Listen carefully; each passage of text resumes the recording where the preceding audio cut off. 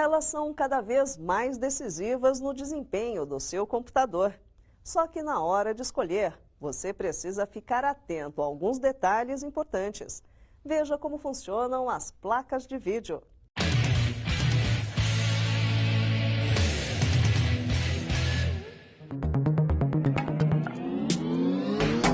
Como antigamente os gráficos eram bem mais simples, as placas de vídeo nem eram um item assim tão especial. Mas há alguns anos o desempenho gráfico dos computadores se tornou diferencial. Hoje, para os jogos em 3D, sites de internet mais complexos e softwares mais pesados que necessitam de milhões de cores, as placas de vídeo são essenciais. Sim, hoje existem basicamente dois tipos de consumidores, o consumidor corporativo e o consumidor doméstico. O corporativo, ele usa algumas funções básicas do computador. Já o doméstico, ele é um usuário multimídia. Ele assiste vídeos na internet, ele tira fotos digitais, edita suas fotos, publica para os amigos verem, edita seus vídeos para os amigos verem no YouTube. E também, muitos jogam jogos. Muitas pessoas gostam de jogar jogos no computador.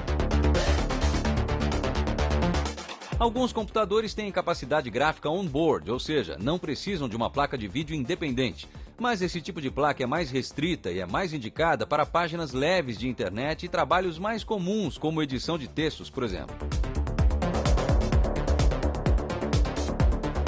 Já as placas dedicadas suportam muito mais e evoluíram bastante desde o seu surgimento em 1981. No início, a placa de vídeo era chamada de adaptador de visor monocromático e só conseguia exibir textos em verde ou branco na tela.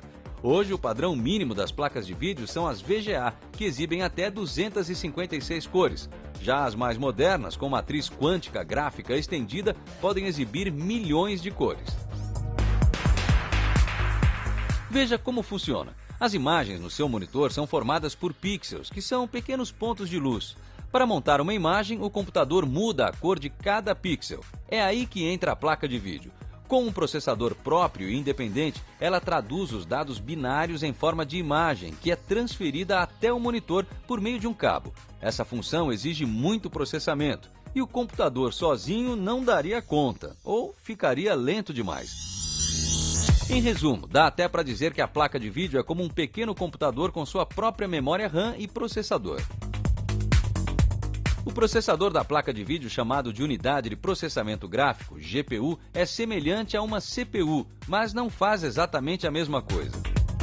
Hoje, as aplicações mais usadas no mundo para navegar na internet, o Internet Explorer, o Google Chrome e o Firefox, hoje usam a GPU como segundo processador para melhorar a qualidade de navegação e apresentar conteúdo rico na internet como a gente jamais viu.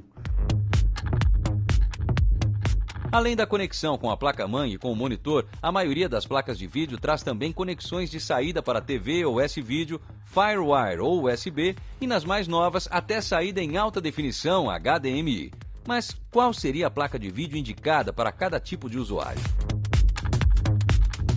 Para o consumidor doméstico, o que a gente recomenda, se ele é um usuário que ele usa as funções básicas do Windows, navegação na internet e eventualmente algum recurso multimídia, como editar fotos, ele pode se dar muito bem com uma placa que ele vai gastar até uns R$150. Se ele é um usuário que ele já gosta de jogos de ação, de simulação, que são jogos mais pesados, e ele gosta de usar esses jogos com muita resolução, efeitos especiais, aí já é bom ele gastar entre 350 e uns R$700. Agora, se ele é realmente um entusiasta, que ele quer o máximo de resolução, o máximo de efeitos especiais, aí ele vai gastar em torno de uns R$1.200 a R$1.500 numa boa placa de vídeo.